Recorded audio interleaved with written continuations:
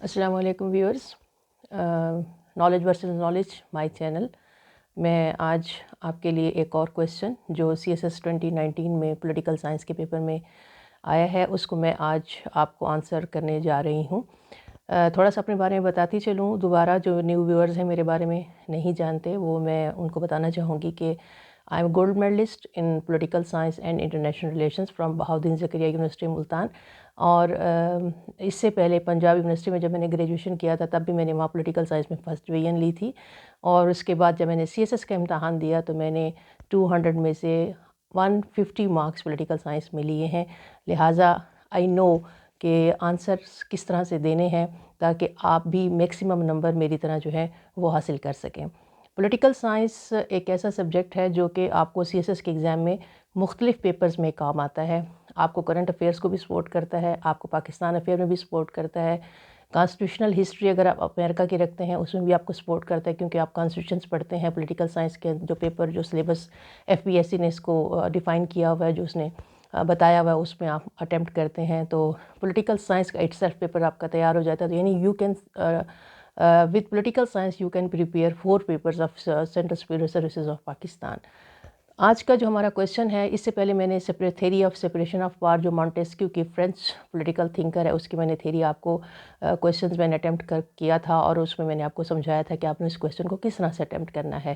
آپ نے میرے یہ چینل سبسکرائب اگر ابھی تک نہیں کیا تو کائنڈلی سبسکرائب کر لیجئے تاکہ میری آنے والی نئی ویڈیوز جو کہ پولیٹیکل سائنس کے لیکچرز پہ بیس کریں گی ساری، اس کو آپ بلا تاخیر دیکھ سکیں۔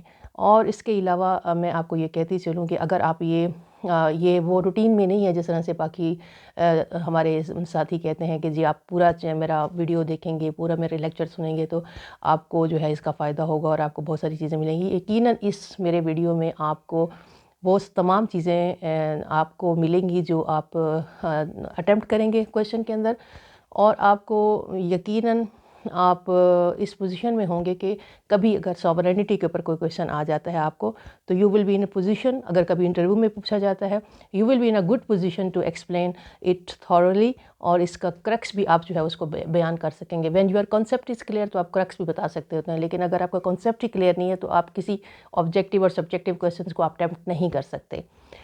سوورینٹی کے کویسچن کے اوپر آج جو ہمارے پاس کویسچن ہے وہ میں ریڈ کر دیتی ہوں۔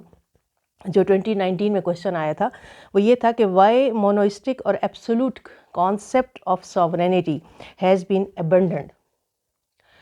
کانسیپٹ سوورینٹی کا جو ایبسولوٹ کانسیپٹ آف سوورینٹی ہے اس کو ابنڈن کیا گیا ہے، کیوں؟ Analyse legal concept of sovereignty, اس کا دوسرا پارٹ یہ ہے کہ اس کا اینالائز کریں، تجزیہ کریں آپ سوورینٹی کے کانسیپٹ کا، جو لیگل کانسیپٹ ہے اس کو آپ سوورینٹی کے اس کانسیپٹ کو جو ہے آپ ڈسکس کریں۔ میرا جو انداز ہے کویسچنس کو اٹیمپٹ کرنے کا، وہ میں جس انداز سے میں اٹیمپٹ کرتی ہوں میں اسی انداز سے آپ کو لیکچر پٹ کروں گی، اور آپ اس کو اگر کنٹینیوسلی سنتے چلے جائیں گے تو بیچ بیچ میں آپ کو میں پوائنٹس دیتی چلی جاؤں گی کہ آپ نے کویسچنس پہ کس طرح سے فوکس کرنا ہے اور کیسے کیسے آپ نے پوائنٹس کو جو ہے نا وہ ریز کرتے جانا ہے، تاکہ جو پیپر مارکنگ کرنے والا ہے he should know that you know sovereignty very very well, right. اچھا ویورز، آپ کا جو اس کے ساتھ ہی میں نے بورڈ بھی رکھا ہوا ہے کہ تھوڑا سا کہیں پہ کچھ لکھ کے دکھانا ہوگا تو میں آپ کو پوائنٹس، جیسے میں آپ کو پوائنٹس کی بات کر رہی تھی کہ پوائنٹس میں آپ کو بتاؤں گی تو پوائنٹس میں ساتھ ساتھ میں آپ کو ایکسپلین کرتی جاؤں گی۔ تھوڑا سا آپ کو پیشنس رکھنا پڑے گا کیونکہ ظاہر سی بات ہے اتنا بڑا لیکچر جو ہے وہ آپ زبانی یاد نہیں رکھ سکتے، لیکن آپ کو میرا لیکچر سننے کے بعد مزہ آ جائے گا کہ جی سوورینٹی کا کانسیپٹ جو ہے وہ آپ کا کمپلیٹلی کلیئر ہو گیا ہے۔ یہ وہ سوورینٹی کا جو کانسیپٹ ہے یہ وہ کانسیپٹ ہے جو پولیٹیکل سائنس کے جو پیپرز ماسٹرز بچے کر رہے ہوتے ہیں ان کے لیے بھی یہ بہت امپورٹنٹ ہے، اور اس کے علاوہ جو IR میں کر رہے ہوتے ہیں ان کے لیے بھی امپورٹنٹ ہے۔ تو سوورینٹی کو first of all we will explain with definitions, جو ہم نے بک سے ہی، میں کیونکہ ڈیفینیشنس کو میں چینج نہیں کر سکتی، جو کوٹیشنز ہوتے ہیں وہ آپ کبھی چینج نہیں کرتے، آپ ہمیشہ انورٹڈ کاماز کے اندر ان کو لکھا کرتے ہیں۔ تو کوٹیشنس کے حوالے سے first of all I would like to explain what is sovereignty, اقتدار اعلیٰ ہے کیا، and you will start your question with this. First of don't go straight away on the absolute concept of sovereignty کیا ہے، اور اس کے بعد پھر آپ لیگلی انالائز جو لیگل کانسیپٹ ہے سوورینٹی کا اس کو انالائز کرنا شروع کر دیں۔ No, you have to give some certain definitions like کہ what is sovereignty, first of all your concept should be clear about that. اقتدار اعلیٰ ساورینٹی اردو میں اقتدار اعلیٰ کہتے ہیں اس کو. اقتدار اعلیٰ ریاست کا وہ اعلیٰ اختیار ہے جس کی بنا پر وہ قانون کا مؤثر طور پر نفاذ کرتی ہے اور اس کی حکم عدولی کی صورت میں طاقت کا استعمال کرنے کی مجاز قرار پاتی ہے. ریاست کی اس خصوصیت کی بنا پر ریاست کو باقی تمام اداروں پر فوقیت حاصل ہوتی ہے. ساورینٹی کا کانسیپٹ یونان کے دور میں ایرسٹوٹل جو کہ فادر آف پالیٹکس ہیں ان کی تحریروں میں بھی ساورینٹی کا کانسیپٹ ہمیں ملتا ہے. مگر اگر دیکھا جائے تو اس کا جو پراپرلی کانسیپٹ ہے that is given by Jean Bodin, JEAN Jean Bodin BODIN, جنہوں نے اپنی تصنیف جمہوریہ دا ریپبلکا 1576 میں جو پبلش کی اس میں اس کانسیپٹ کو انہوں نے ایکسپلین کیا ہے. اب جین بودن کیا کہتے ہیں اپنی اس کتاب میں جس نے سب سے پہلے ساورینٹی کو ٹیک کیا؟ فرانسیسی مفکر, he was also a French political thinker, جس طرح سے مونٹیسکیو فرینچ پولیٹیکل تھنکر تھے. فرانسیسی مفکر جین بودن نے اقتدار اعلیٰ کی تعریف کچھ اس طرح سے کی ہے کہ شہریوں پر وہ اعلیٰ اختیار جس پر کوئی قانونی بندش نہ ہو. بودن کہتا ہے کہ ہر آزاد معاشرے میں کوئی نہ کوئی ایسا با اختیار فرد یا ادارہ موجود ہوتا ہے جو قانون سازی اور قوانین سے متعلق اعلیٰ اختیارات کا حامل ہوتا ہے. چونکہ اس کا یہ اختیار تمام قوانین کا سرچشمہ قرار پاتا ہے اس لیے وہ خود قانون سے بالاتر ہوتا ہے. یعنی وہ بالا تر ادارہ یا فرد بندش لگا تو سکتا ہے, پابندی لگا تو سکتا ہے, لیکن اس پر کوئی پابندی نہیں لگائی جا سکتی. بودن کا یہ نظریہ جیسے میں نے پہلے بتایا اس نے اپنی کتاب جمہوریہ میں پیش کیا. اب اس کی اس ڈیفینیشن سے کیا چیزیں پوائنٹس آتے ہیں؟ نمبر 1, جین بودن کہتا ہے کہ اقتدار اعلیٰ کیا ہے؟ سپریم پاور, ایک اعلیٰ اختیار. کہاں پہ ریزائڈ کرے گا؟ ان ون انڈیویجول اور این آرگنائزیشن, یا کسی آرگنائزیشن کے پاس ہوگا یا ون پرسن کے پاس ہوگا.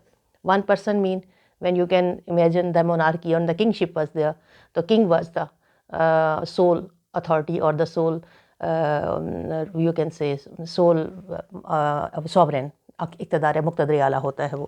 تھرڈ یہ ہے کہ وہ خود قانون سے بالاتر ہوتا ہے. he implements اور she implements law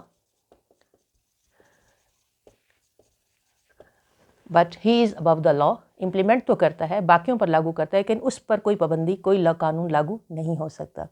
اقتدار اعلیٰ کی 3 چیزیں نظر آتی ہیں جین بودن کی ڈیفینیشن میں. 1, اقتدار اعلیٰ سپریم پاور ہے, ایک ایسا اعلیٰ اختیار ہے جس کی موجودگی میں جس کے پاس یہ اعلیٰ اختیار ہوتا ہے, اور ہر ریاست میں یہ اعلیٰ اختیار کسی فرد یا کسی تنظیم کے پاس ہوتا ہے, کسی ادارے کے پاس ہوتا ہے جو قوانین بنانے کا مکمل اختیار رکھتا ہے, اور پھر ان قوانین کی امپلیمنٹیشن کے لیے وہ پوری طرح سے اپنی طاقت کا استعمال کر سکتا ہے.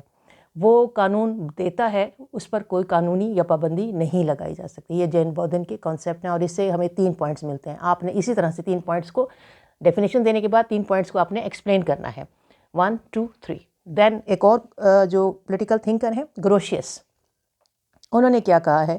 انہوں نے کہا ہے کہ جی ایسا اقتدار اعلیٰ, ایسا برتر سیاسی اختیار جو کسی ایسے فرد کو حاصل ہو جس کے افعال کسی قسم کی بندشوں کے پابند نہ ہوں اور جس کی منشا کو, جس کی ول کو نظر انداز نہ کیا جا سکے. یہ بھی مور اور لیس وہی جین بودن نے جو کانسیپٹ دیا کہ اقتدار اعلیٰ کیا ہے, ایک ایسا برتر سیاسی اختیار جو کسی فرد کو حاصل ہوتا ہے اور اس کی مرضی اور منشا کو کسی بھی صورت کوئی نظر انداز نہیں کر سکے گا. مینز اعلیٰ supreme power, one person having that one, and then that person can not be negate. اس کا جو بولا ہوا لفظ ہوگا وہ قانون کا درجہ اختیار رکھتا ہے اور اس کی وائلیشن کے اوپر جو ہے وہ اس کو سزا مل سکتی ہے.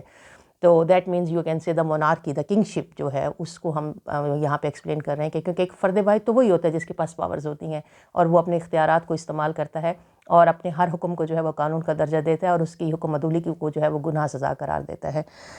پھر Garner, that's another political thinker, انہوں نے کیا کہا کہ ریاست, اقتدار اعلیٰ ریاست کی اس خصوصیت کی نشاندہی کرتا ہے. یہ کسی اسٹیٹ کی وہ کریکٹرسٹکس شو کرتا ہے جس کی بنا پر ریاست کی منشا پر کوئی دوسرا ادارہ بندش نہ قائم کرنے کا نہ مجاز ہے اور نہ ہی اس کے دائرۂ عمل کو متعین کیا جا سکتا ہے۔ یہاں تھوڑا سا وہ گارنر جو ہے وہ ایکسپلین کر رہا ہے اس طرح سے کہ اقتدار اعلیٰ، یہاں وہ ریاست کو اقتدار اعلیٰ دے رہا ہے۔ وہ کہتے ہیں کہ اقتدار اعلیٰ ریاست کی وہ خصوصیت ہے جس کی بنیاد پر ریاست اپنے حدود کے اندر، اپنی جغرافیہ کے اندر جتنے بھی ادارے اور آرگنائزیشنز ہیں ان کو کسی بھی صورت میں جو ہے ان کے اوپر وہ حاوی ہوتا ہے، ان کے اوپر وہ اپنے لاز کو لاگو کرتا ہے، اور کوئی اور ادارہ اس کے اوپر حاوی نہیں ہو سکتا، نہ ہی ریاست کے دائرہ کار کو متعین کوئی اور ادارہ کر سکتا ہے، کیونکہ سارے ادارے جو ہیں وہ ریاست کے اس اقتدار اعلیٰ کے ماتحت ہوتے ہیں۔ یہ جی جو میجر 3 ڈیفینیشنز تھی میں نے آپ کو دی ہیں، اور آپ نے ہر ڈیفینیشن میں سے پھر پوائنٹس اٹھانے ہیں کہ جی یہ کیا کہہ رہے ہیں نمبر 1، اور تینوں چیزوں میں آپ ایک چیز دیکھیں گے کہ تینوں کیا کہہ رہے ہیں۔ تینوں جو ڈیفینیشنز اس میں کہہ رہے ہیں کہ اقتدار اعلیٰ ایسا سیاسی برتر سیاسی اختیار جس کی بنیاد پر ریاست اپنے تمام معاملات میں اندرونی اور بیرونی طور پر جو ہے وہ آزاد ہوتی ہے۔ انہی ڈیفینیشنز کو لے کے ہم اقتدار اعلیٰ کی دو اسپیکٹس کو میں ڈسکس کروں گی کہ اقتدار اعلیٰ کے 2 پہلو ہوتے ہیں، internal sovereignty and external sovereignty. اب انٹرنل ساورینٹی کیا ہوتی ہے؟